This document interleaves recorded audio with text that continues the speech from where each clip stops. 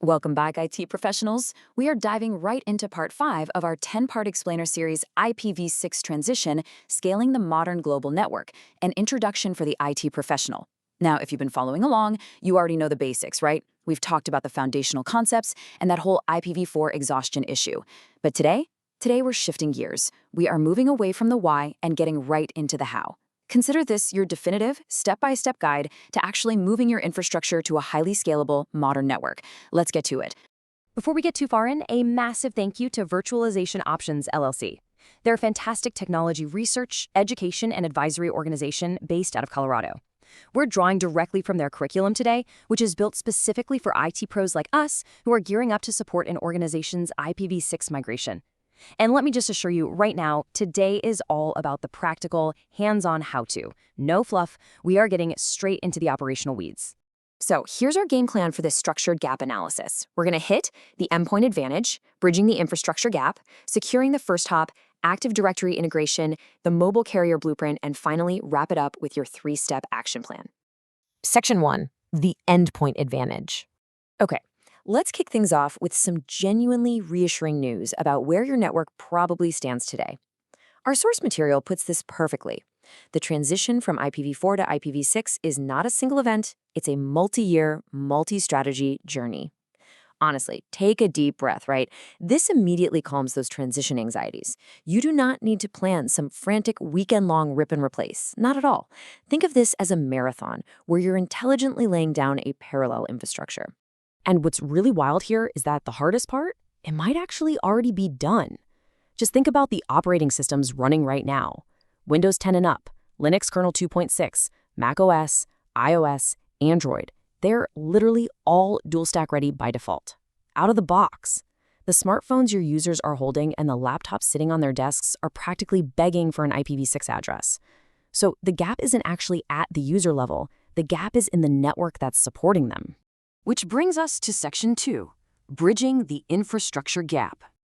So where does the real modernization work actually fall on your team's shoulders? Well, it's all about identifying 3 primary roadblocks. First up, dual-stack routing. You've got to get IPv6 routing protocols like OSPF v3 or MPBGP running right alongside your existing IPv4 routing so you can handle path selection. Second is DNS. You absolutely must publish AAAA records for your dual-stack services right alongside your standard A records. And third, IPv6-aware firewalls. This is the one where so many deployments end up stumbling. Let's zoom in on that firewall gap for a second, because it's a big one. In the legacy IPv4 world, a lot of us just sort of implicitly trusted NAT, network address translation, to act as this pseudo-security border.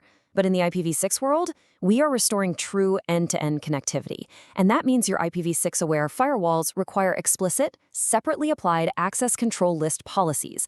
Your existing IPv4 rules? Yeah. They almost certainly do not automatically cover your IPv6 traffic. So explicitly mirroring your security posture in IPv6 is an absolute top priority.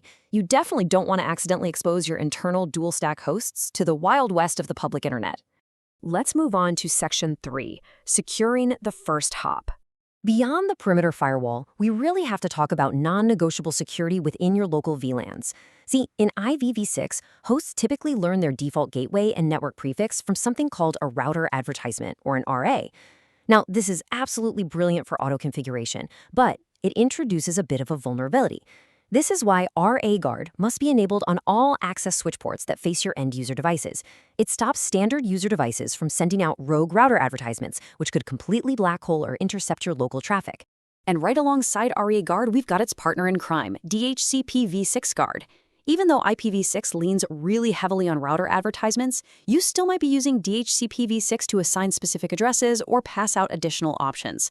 Well, just like back in the IPv4 days, you have to lock this process down tight. DHCP Guard blocks rogue DHCP v6 servers from responding to client requests on untrusted network ports. Honestly, these 2 first-hop security measures are absolutely foundational. Please, do not roll out IPv6 on your access layer without them turned on. All right, Section 4, Active Directory integration. Now, if you are heavily invested in the Microsoft ecosystem, let me give you a critical piece of advice right now. Do not disable IPv6 on Windows systems just because you think it'll simplify things. I promise you, that supposed simplicity is absolutely not worth the compatibility risks and breaking your background services. So let's run through this checklist. For automatic DNS registration, you need to ensure your DNS zones accept dynamic updates for both A and AAA records. When it comes to DHCPv6 in Windows Server, configure it for stateful mode, but keep in mind that the default gateway is still going to come from the router advertisement, not the Windows DHCP server. And lastly, use group policy to cleanly manage or just outright disable legacy tunneling technologies like Isotab or Torito. You simply don't need them in a native dual-stack environment. Moving right along to Section 5, the Mobile Carrier Blueprint. At this point, you might be wondering, okay, but does this really work at a massive scale? The answer is absolutely yes. Mobile carriers were actually the first ones to really hit the wall and run out of IPv4 space. This forced them into carrier-grade NAT, which, let's be honest, is a massive headache.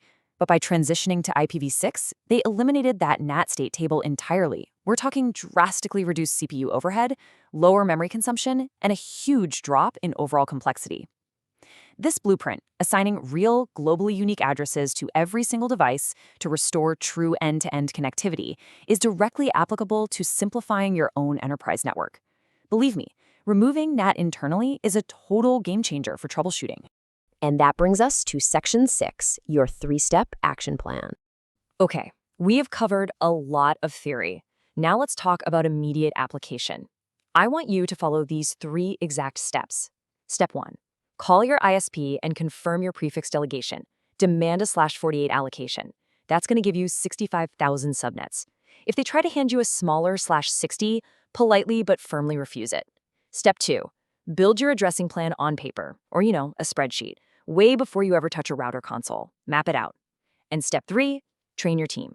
You have to ensure your network engineers truly grasp the neighbor discovery protocol, stateless address auto-configuration, that's SLAC, and how dual-stack operations fundamentally work under the hood. Proper education is what prevents outages. Now, if you are still kind of sitting on the fence about prioritizing this project, let me share a number with you: 45%. Right now, as we speak, approximately 45% of all traffic hitting Google's massive global network is already running on native IPv6. This transition isn't just coming soon, it is actively happening all around your perimeter. And to add just a bit more professional urgency to the mix, consider this one. A staggering 95% of T-Mobile's entire cellular network has already transitioned and is running on IPv6. Major content delivery networks, they're serving IPv6 by default too. Your users are already interacting with an IPv6 world every single day from the phones in their pockets. So we really need to shift our mental models here. For decades, IPv4 has been the absolute core of everything we do in networking. But the ultimate goal now? It's building an IPv6 native infrastructure. We need to reach a point where IPv4 isn't the foundation anymore. Instead, it simply exists as a legacy, backward compatibility layer that just quietly runs alongside your modern, highly scalable, and super secure IPv6 network. That is the architecture that is going to carry your organization into the next decade. Which leaves us with this final thought. Your end users, your cloud service providers, those massive mobile carriers, they are already living in an IPv6 reality. They have made the jump. So I just have to ask you, is your enterprise network catching up or is it falling behind? You've got the blueprint, you know the crucial first top security steps, and you have your 3-step action plan. Take the knowledge from this explainer and begin your infrastructure upgrade today. Thanks so much for learning with us, and I'll catch you in the next one.